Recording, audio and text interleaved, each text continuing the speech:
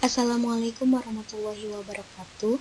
Perkenalkan, nama saya Lista Nur Hasana dari Prodi S1 Keperawatan, Kampus Stikes Akti Wijaya Husada Bogor. Di sini saya akan memenuhi salah satu tugas mata kuliah psikologi yang berjudul Motif dan Motivasi. Langsung saja, yang pertama ada pengertian motif. Secara etimologis, motif berasal dari bahasa Latin, yaitu movere, yang berarti bergerak. Jadi istilah motif berkaitan dengan gerak, yaitu gerakan yang dilakukan oleh manusia atau dapat disebut juga perbuatan atau tingkah laku. Motif itu juga diartikan sebagai kekuatan yang terdapat dalam diri organisme yang mendorong untuk melakukan sesuatu. Motif dalam psikologi berarti rangsangan, dorongan, atau pembangkit tenaga bagi terjadinya suatu perbuatan. Dan yang selanjutnya ada jenis-jenis motif. Yang pertama ada jenis motif fisiologia, yang dimana motif fisiologia ini bisa disebut juga sebagai motif dasar atau basic motifs, atau juga motif primer, karena ini berkaitan erat dengan pertahanan eksistensi kehidupan. Motif ini umumnya berakar pada keadaan jasmani, misal dorongan untuk makan, dorongan untuk minum, dorongan seksual, dan sebagainya. Dan yang kedua, ada jenis motif sosial, merupakan motif yang kompleks dan merupakan sumber dari banyak perilaku manusia. Motif ini dipelajari dalam kelompok sosial atau social group, seperti motif berprestasi, kebutuhan untuk berafiliasi, dan kebutuhan untuk berkuasa. Dan selanjutnya yang ketiga ada motif self-aktualisasi, Maslow 1970, yang merupakan ini motif yang berkaitan dengan kebutuhan atau dorongan untuk mengaktualisasikan potensi yang ada pada diri individu. Kebutuhan akan aktualisasi ini merupakan tertinggi dalam hierarki kebutuhan menurut Maslow. Menurut Hovland and Sears, ada satu lagi jenis motif, yaitu double avoidance conflict, yang dimana ini adalah konflik pendekatan dan juga konflik penghindaran. Dan selanjutnya ada juga timbul apabila organisme atau individu menghadapi dua objek atau lebih yang mengandung nilai positif dan negatif, dan individu harus mengadakan pilihan. Dan yang selanjutnya ada macam-macam motif. Yang pertama ada motif spontan, yang kedua motif hiburan, yang ketiga motif informatif, yang keempat motif pembelajaran, yang kelima motif integrasi personal, dan yang terakhir motif integrasi sosial. Dan yang selanjutnya, apa itu motivasi?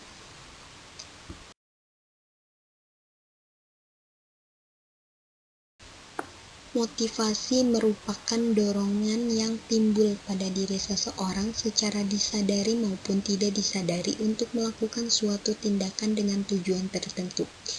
Adapun pengertian lain yaitu usaha-usaha yang dapat menyebabkan seseorang atau kelompok orang tertentu tergerak melakukan sesuatu karena ingin mencapai tujuan yang diinginkan.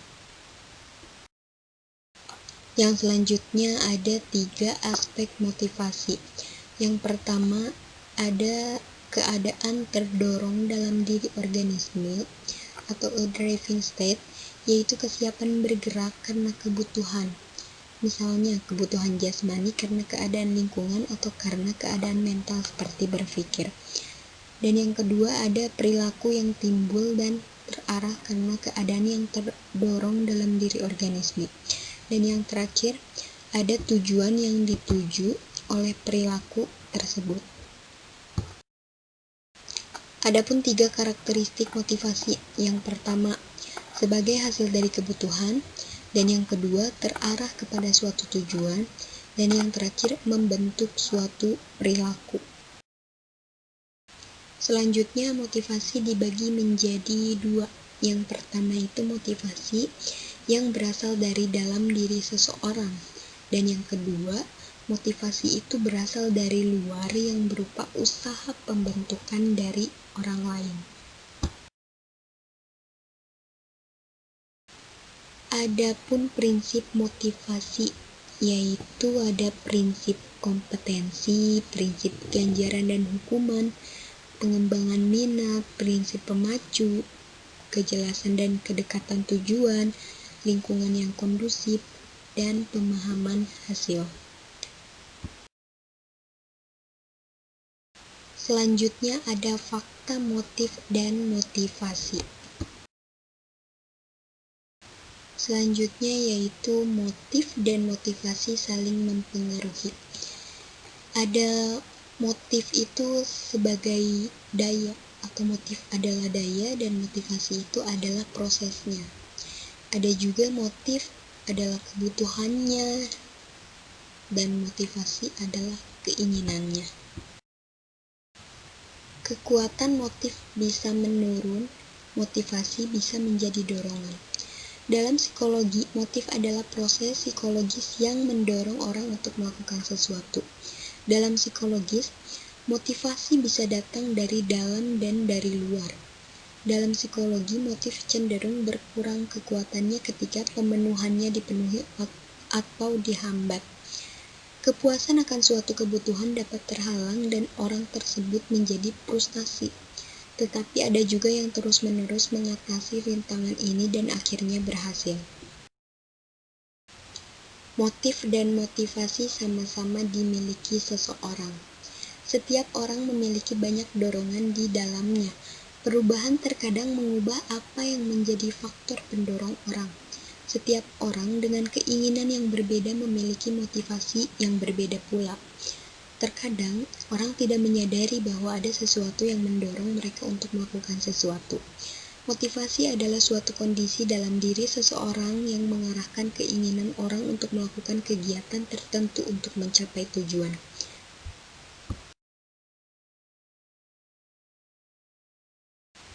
Sekian materi yang bisa saya sampaikan, kurang lebihnya mohon dimaafkan bila ada salah-salah kata ataupun penjelasan yang kurang dipahami. Dan semoga pemaparan saya ini bermanfaat dan terima kasih sudah menyaksikan.